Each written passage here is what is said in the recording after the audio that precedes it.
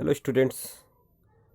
आज का जो वीडियो लेक्चर का जो टॉपिक है आपका वो है वाटर सॉफ्टनिंग प्रोसेस।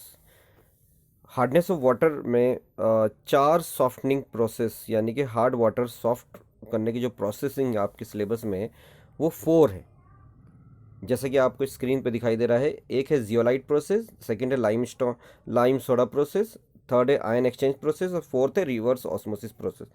देखिए चारों ही बहुत ही इम्पॉर्टेंट, वेरी इंपॉर्टेंट, ध्यान रहे ये चारों ही इम्पॉर्टेंट प्रोसेस है, जिसमें जियोलाइट और लाइम सोडा तो बहुत ही ज़्यादा इम्पॉर्टेंट कैटेगरी में आते हैं। इससे रिलेटेड न्यूमेरिकल्स भी आपके सिलेबस में है। तो आज जो प्रोसेस हम स्टार्ट कर रहे हैं वाटर सॉफ्टनिंग प्रोसेस में, वो जियोलाइट प्रोसेस है। ध्यान रहे जियोलाइट का मतलब क्या होता है। जियोलाइट का मतलब होता है, ये एक वर्ड का मीनिंग है। इस वर्ड का मीनिंग जो है वो जीन प्लस लिथोस से बना है। जीन प्लस लिथोस का मतलब होता है बॉइलिंग स्टोन, उबलता हुआ पत्थर। इसका जो केमिकल फार्मूला है वो है Na2O,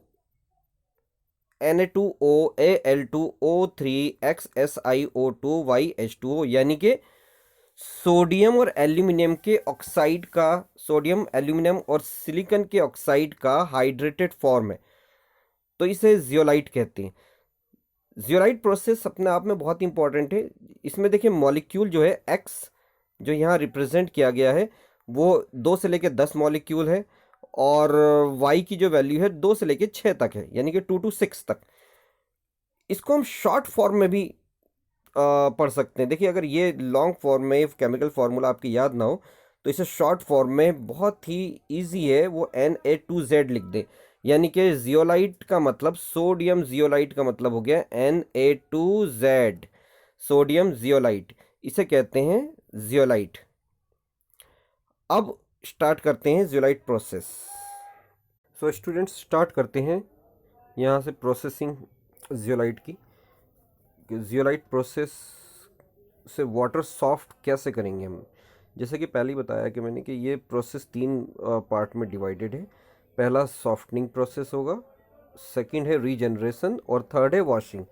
तो इसमें फर्स्ट प्रोसेस आता है सॉफ्टनिंग प्रोसेस।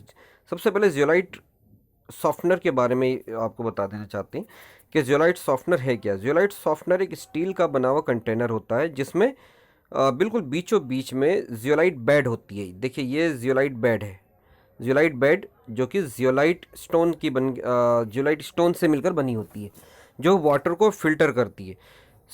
ठीक इसके ऊपर वाटर आउटलेट है, जो हार्ड वाटर हम इस पार्ट में भरते हैं। हार्ड वाटर इसके कांटेक्ट में आता है जियोलाइट के, और वाटर सॉफ्टनिंग प्रोसेस स्टार्ट हो जाती है।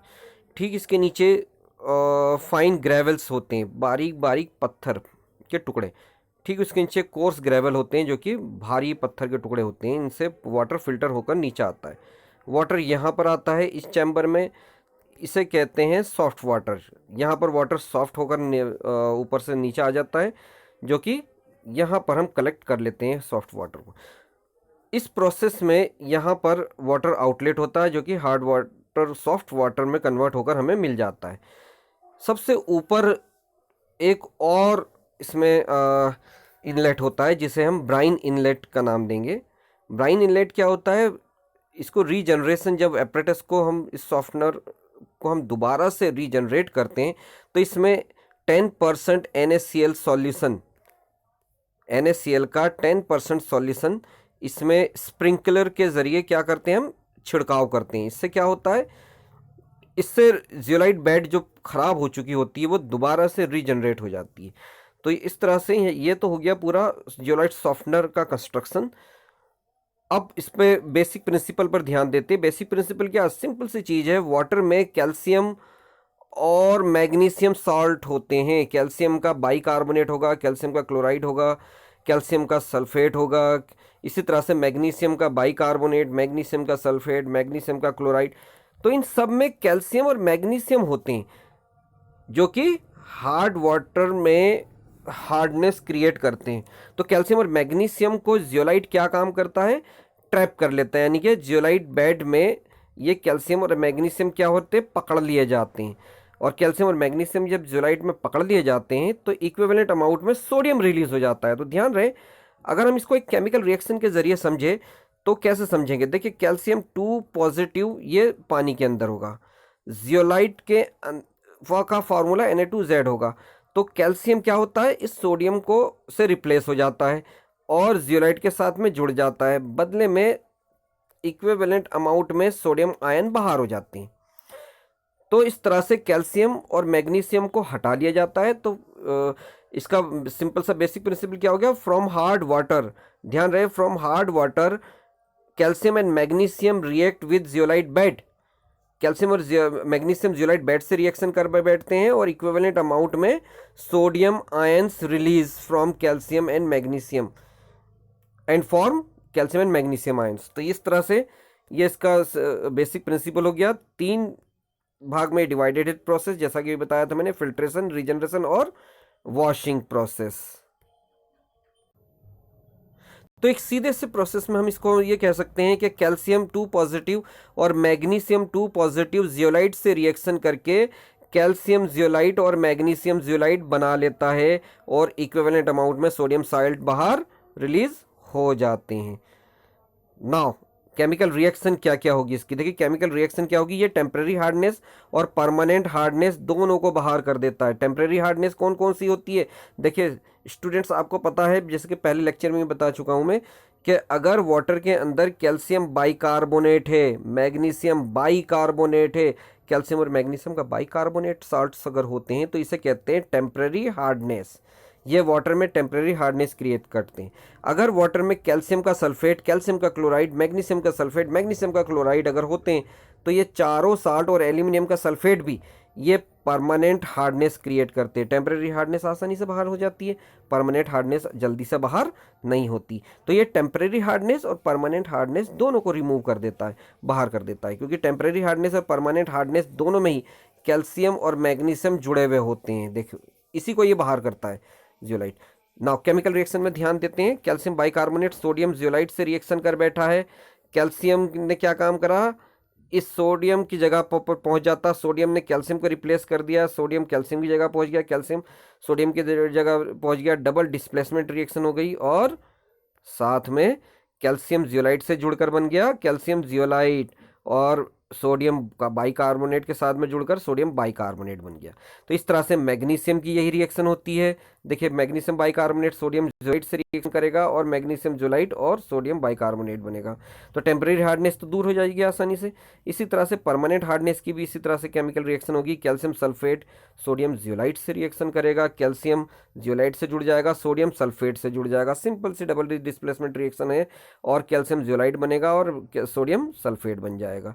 तो देखिए इसमें अगर मैं आपको केमिकल रिएक्शन लिख कर दिखाऊं तो कैसे होगा, देखिए कैल्शियम क्लोराइड पानी के अंदर है, Na2Z से रिएक्शन करने के बाद कैल्शियम क्या काम करेगा, सोडियम के साथ, सोडियम से रिप्लेस हो जाएगा और जियोलाइट के साथ में जुड़ जाएगा, तो कैल्शियम जियोलाइट बन जाएगा और 2NaCl यानी कि सोडियम सॉल्ट बाहर निकल जाएगा, ये पानी के अंदर घुल जाता है।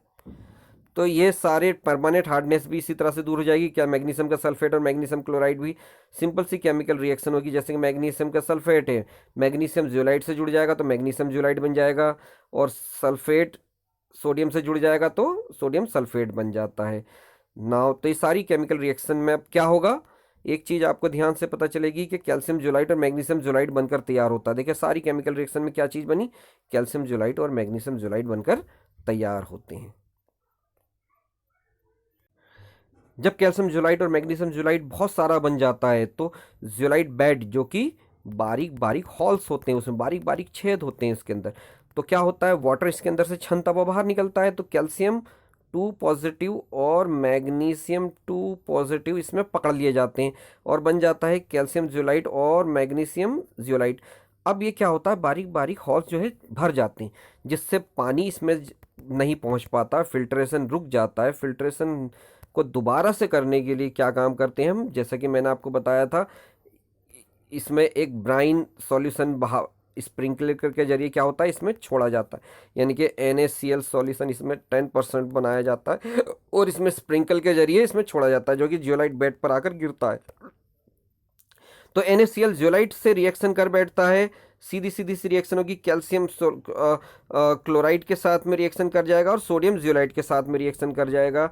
तो कैल्शियम जियोलाइट है NaCl, जो हमने ब्राइन सॉल्यूशन इसके ऊपर डाला, कैल्शियम क्लोराइड के साथ में जुड़ गया और सोडियम जियोलाइट के साथ में जुड़ गया। तो कैल्शियम क्लोराइड और Na2Z, यानी कि ये रिएक्शन कंप्लीट हुई। यहाँ देखिए कैल्शियम जियोलाइट सोडियम क्लोराइड के साथ में रिएक्शन करेगा तो Na2Z और कैल्शियम क्लोराइड बनकर तैयार हो गया।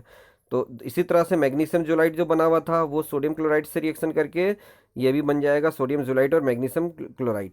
यहाँ पर रीजनरेशन प्रोसेस कंप्लीट हुआ। पहले हमारा जो सोडियम जियोलाइट ख़त्म हो गया था वो दोबारा से सोडियम जियोलाइट बनकर तैयार हो गया और ये सॉफ्टनर दोबारा से वॉशिंग के लिए अवेलेबल हो जाता है,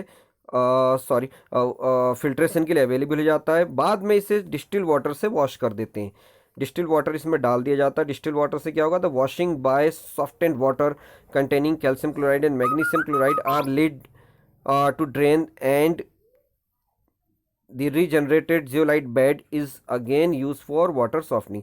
जितनी भी गंदगी होती है वॉशिंग से बाहर हो जाती है। एडवांटेज में क्या क्या इसके एडवांटेज है, ध्यान रहे, ऑटोमेटिकली एडजस्ट हो जाता है ये, हार्डनेस ऑलमोस्ट इसमें रिमूव हो जाती है, ऑटोमेटिकली एडजस्ट हो जाता है ये। इक्विपमेंट कॉम्पैक्ट है, ऑक्यूपाई लेस स्पेस, बहुत कम जगह घेरता है ये।